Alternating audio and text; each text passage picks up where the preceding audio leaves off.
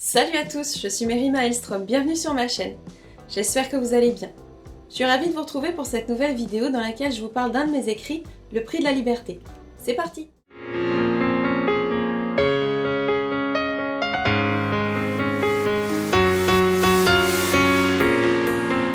Le prix de la liberté est une nouvelle d'environ 10 000 mots, une préquelle à mon univers fantasy Erethilia en cours de refonte et d'écriture que je vous ai déjà présenté. Voici le résumé de la nouvelle. Dans un monde où la magie élémentaire est considérée comme une hérésie, Siobhan, jeune fille de 16 ans au caractère bien trempé, est réduite en esclavage pour avoir pratiqué la pyromancie. Elle qui n'aspirait qu'à vivre l'aventure et découvrir le monde, voit ses rêves soudain piétinés. Alors qu'elle est vendue à une riche famille du Sud, Siobhan pourrait-elle revenir à temps pour éviter un drame? Le prix pour accéder à ses rêves n'est-il pas trop cher payé? Au départ, j'avais simplement rejoint un atelier d'écriture qui proposait une technique pour écrire une nouvelle en 15 jours en vue d'une publication dans la foulée. Vous pensez bien que c'est le genre de challenge qui me plaît beaucoup, et comme c'était gratuit, j'ai sauté sur l'occasion. L'idée de cette histoire en particulier est arrivée assez rapidement. J'avais déjà envie d'écrire une nouvelle dans l'univers d'Erethilia.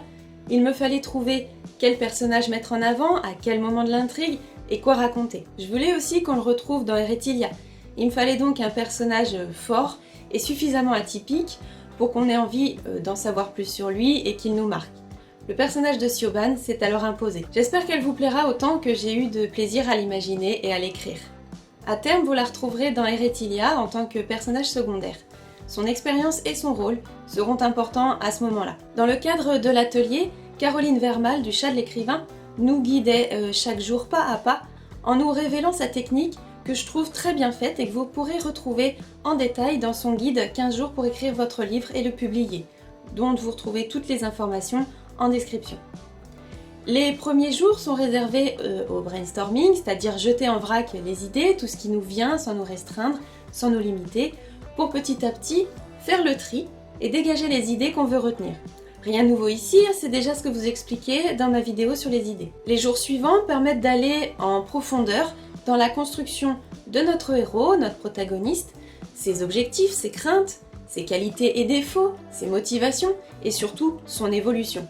À partir de là, c'est le moment d'écrire, en fonction des objectifs que l'on s'est fixés au départ.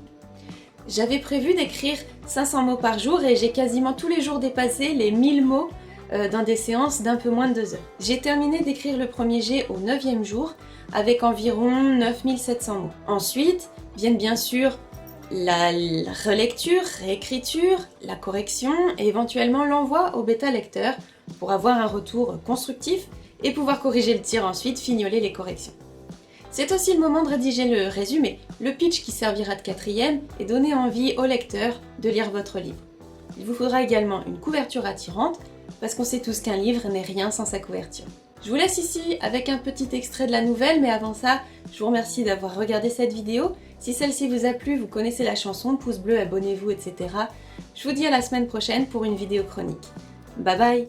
Alors qu'elle tirait brusquement son bras en arrière, se libérant enfin de l'emprise de l'autre, son corps s'embrasa tout entier, brûlant sa tunique, ses chaussures, soulevant ses cheveux au burn. La tête levée vers le ciel, bras écartés sur les côtés, elle poussa un cri si puissant qu'il pouvait s'entendre à des kilomètres, porté par la colonne de feu qui s'élevait à plusieurs mètres du sol.